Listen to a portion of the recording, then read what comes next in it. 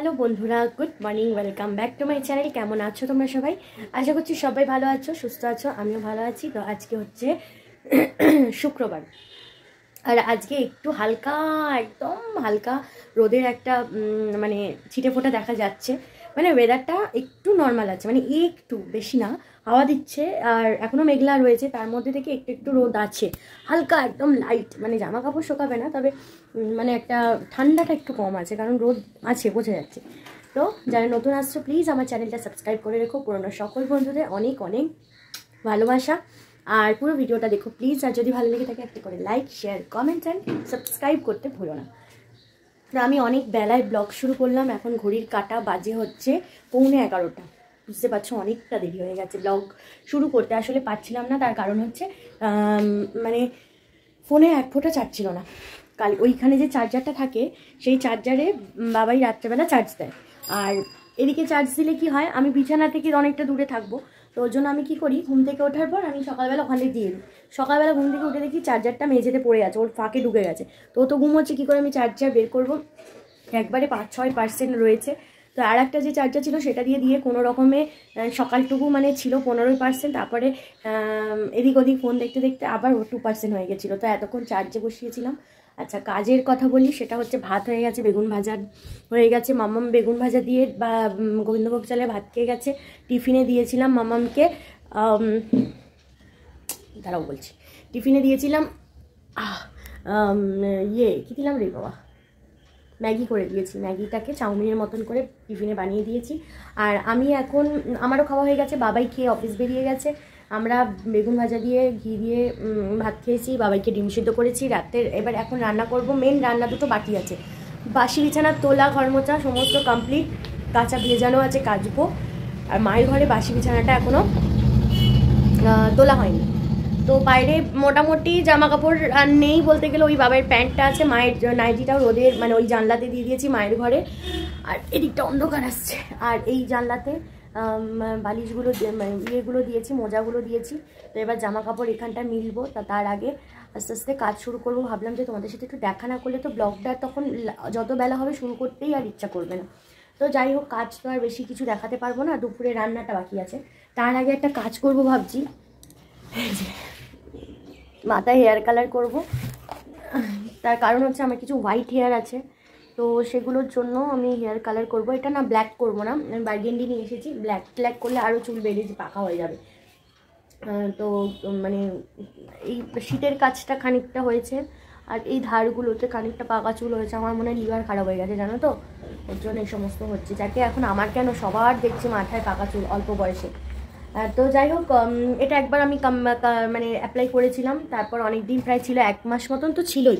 আবার এই মাসে বের করেছি, তো এই মাসটা দিয়ে এটা হয়ে যাবে। তো এটা মাথার মধ্যে লাগিয়ে ভাবছি রান্না করবো, আর একবার ভাবছি যে তরকারিটা বসিয়ে তারপর এটা লাগাবো, তারপর কেচে নেবো, কারণ এটা বেশিক্ষণ রাখা যায় না। এটা 20 মিনিট মতন রাখলেই এটা কিন্তু কালার এসে যায়। আর আমার তো মাথায় হেয়ার কালার করা নিয়ে কথা না, ওই সাদা চুলগুলো একটুখানি জাস্ট কভার করা। এবার বলবে যে কেন করছি না, এই বয়সে পাকা চুলটা কী করে রাখি বলো তো। অনেকটা হয়েছে, অনেকটা এখানটা হয়েছে, চুলের ফাঁকে হয়েছে, এখন বোঝা যাবে না, এদিকে আছে। তো সে যাই হোক, এইগুলোই করবো, ওটা লাগাবো। তার আগে ভাবছি রান্নাটা করে নিয়ে গেলো। তো এই দেখো না, শীষ পালং আছে। আর এই শীষ পালং দেখে বাবার কথা যে কী মনে পড়ছে আমার আজকে, মানে কী বলবো। কারণ এই শীষ পালং একমাত্র শীতকালে বাবার খেতে ভালোবাসতো, সেটাও আবার পোস্ত দিয়ে।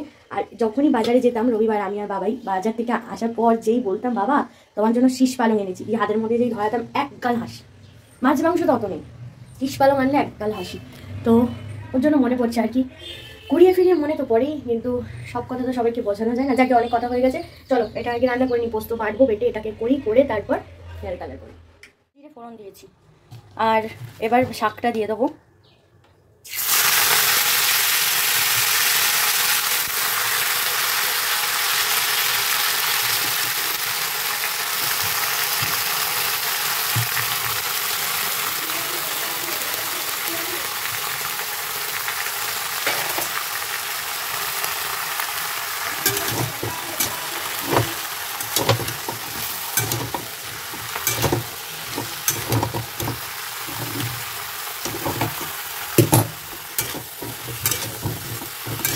এই শাকটা এখন মজতে দিতে হবে, তবেই শাক থেকে একটা জল বেরোবে।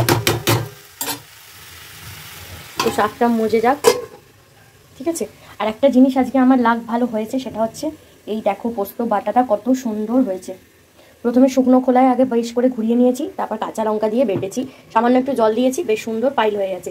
এটা যদি প্রতিদিন হয় না, তাহলে আমাকে শিলনোড়া বের করতে হয় না, শিলনোড়া বের করলে অনেকটা জায়গা খেয়ে নেয়। আর এদিকে দেখো ডিম সিদ্ধ কড়াই রয়েছে, সকালবেলা বসিয়েছিলাম ডিম সিদ্ধ। তো এইটা ডিমটা ছাড়াবো, বাবাকে একটা করে দিয়েছিলাম, সেটা খেয়ে নিয়েছে। আর এদিকে সকালের যা বাসন আছে, টিফিন মাম্মামের খাবারের যা সমস্ত কিছু, আমাদের দুটো এটো মানে টিফিনের বাসন থালা সমস্ত মেজে কমপ্লিট। এবার এটা ধোবো, তরকারিটা শাকটা মজে গেলেই আমার কিন্তু তরকারিটা হয়ে যাবে। তো ততক্ষণে শাকটা বসিয়ে দিয়েই আমি সোজা চলে যাব হচ্ছে বাসি বিছানা তুলতে মায়ের।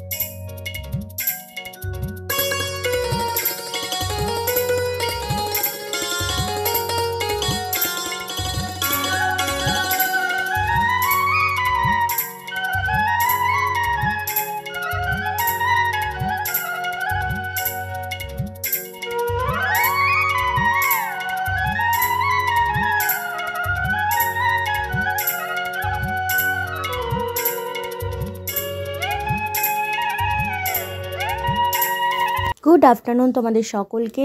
আমার স্নান কমপ্লিট হয়ে গেছে আর মাথা ঘষে নিয়েছি।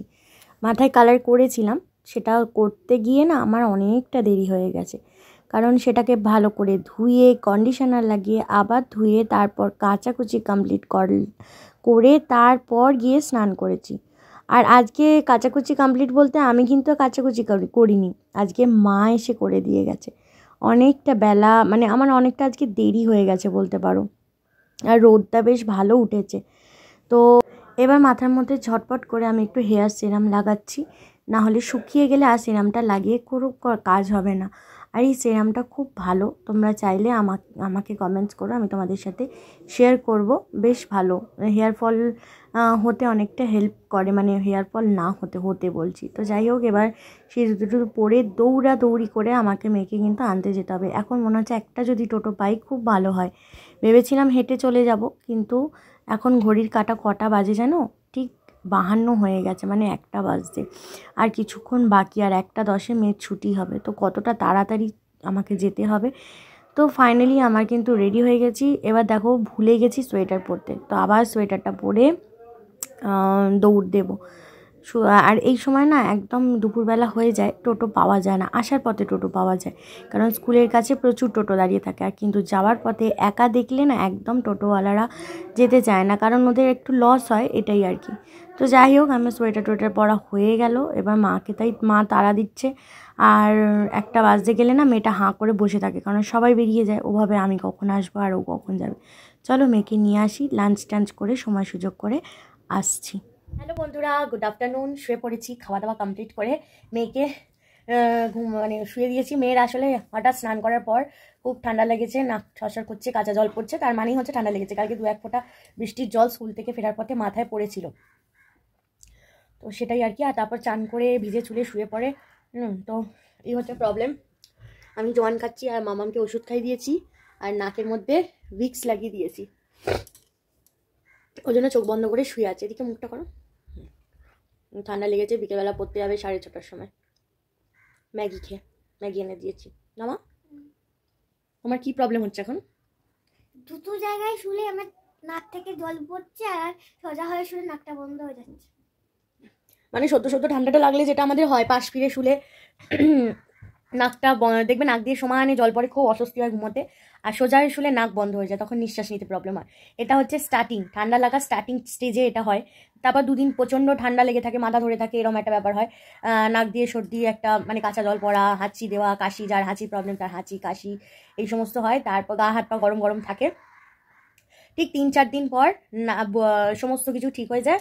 আর মানে ভেতরে কফটা পুরো শক্ত হয়ে সমানে বসে থাকে, নাক দিয়ে বেরোবে, মুখ মানে অনেকের কফে মুখ দিয়ে মানে কেশে বেরোয়, অনেকে নাক ঝেড়ে নিলে নাকটা পরিষ্কার থাকে, নাহলে দম মানে নাক বন্ধ হয়ে থাকে পুরো একদম, যেন মনে ঠাসা সর্দি হয়েছে। খুব একটা সবার না হলেও আমার হয়, আমার হয়, বাবারের হয়, তাই আমি পরিচিত এই সমস্তর সাথে। আর আমাদের দুজনের হয়, আমার মামামের হবে না এটা তো হতেই পারে না, তো মামামেরও সেমই হয়। তো যাই হোক, খাওয়া দাওয়া কমপ্লিট হয়ে গেছে, ভালোই খেলাম আজকে। পোস্ত দিয়ে ইয়ে কি বলে তোমায় না, আমি ডিম খেয়েছি, ডিমের তরকারি। হ্যাঁ, ওর ডিমের তরকারি খেয়েছে, আর মানে ডিমের ঝাল দিয়ে খেয়েছে। আর আমাদের শীষ পালং দিয়ে পোস্ত করেছিলাম, হ্যাঁ আলু দিইনি, তো শীষ পালং দিয়ে পোস্ত দিয়ে ভাত খেলাম। বেগুন ভাজা একটু ছিল, তো ভালোই খেয়েছি, খারাপ না। তো যাই হোক, এবার শোবো। গালের দাগগুলো না এখনও যায়নি। আমি কেয়াশেটের একটা প্রোডাক্ট ইউজ করছি, দেখা যাক কতটা কি রিমুভ হয়। যদি ভালো হয় তাহলে আমি তোমাদের সাথে শেয়ার করবো। তো চলো এবার ঘুমিয়ে পড়ি, ঘুমাবো। বিকেলবেলা 6:30 থেকে মামামের পড়া আছে, মামাম পড়তে হবে, তাই আর ব্লগটা বেশি বড় করলাম না আজকে। ব্লগটা জানি না কতক্ষণের হয়েছে, এডিট করলে বুঝতে পারবো। তো যাই হোক, বেশি বড় করে লাভ নেই, আমার ভিডিও অত কেউ মন দিয়ে দেখবে না, সবাই তো দৌড়বে সেই কন্ট্রোভার্সির পেছনে। তো যারা ভালোবেসে একটু দেখো তাদের জন্য ভিডিওটা করি, আর কি বলবো বলো। তো চলো আজকের মতন টাটা, তোমরা সবাই ভালো থেকো। পুরো ভিডিওটা দেখলে যদি ভালো লেগে থাকে তাহলে একটা করে লাইক শেয়ার আর কমেন্ট করতে ভুলো না, আর যারা নতুন আসতো তারা চ্যানেলটাকে সাবস্ক্রাইব করে দিও। আমার মেয়ের কথাটা দিয়ে শুনো। তো চলো আজকের মতন টাটা, সবাই ভালো থেকো, সুস্থ থেকো। Thanks for watching, love you, love you too, tata. Tata.